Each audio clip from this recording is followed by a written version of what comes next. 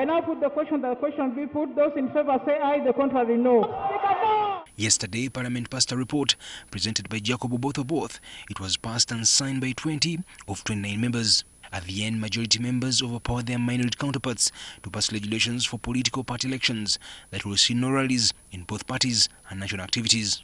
Regulations are not only essential but necessary in light of the challenges posed in the COVID-19, especially in light of the fact that normal internal political party processes cannot be held as has been during normal elections. Never be a lawful justification to deviate from the Constitution without amending it. It is not right, Madam Speaker, for us to claim that we are blocking our people from the information that they need to make a very important decision that they only get a chance to make every 5 years. Now, Asuman Basalirwa, the current chairman of the Interparty Organization for Dialogue, says they are considering petitioning court.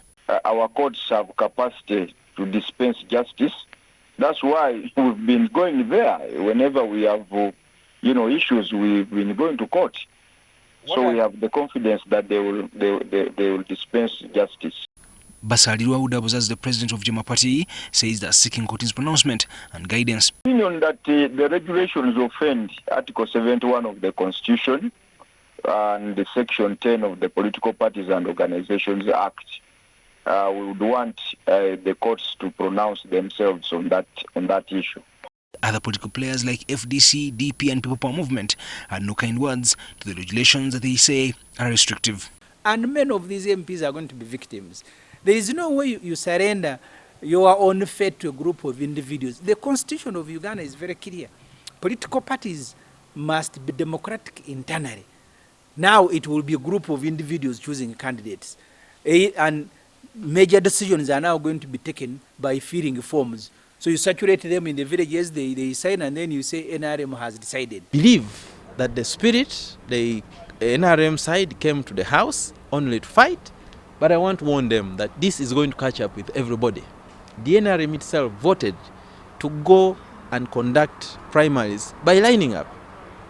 What are you going to do in lining up in over the 60,000 plus villages in Uganda? And this is going to catch up with some members of parliament. They will be crying. Mr. Museveni has driven the Electoral Commission to do what he wanted it to do, what really works for him, and he has conscripted parliament because whatever he always wants, parliament gets to do it. It's a rubber stamp. So, for starters, the reality is that Mr. Museveni does not want to go out to the people. They say they have nothing to do at this particular moment but to defy the regulations. As People Power, we have made it unequivocally clear. We're not boycotting the election. We are going into the election, without a doubt. But we are going into the election as is envisaged by our country's constitution. We want the law to be the law, okay? So our constitution envisages a free and fair election, which is participatory.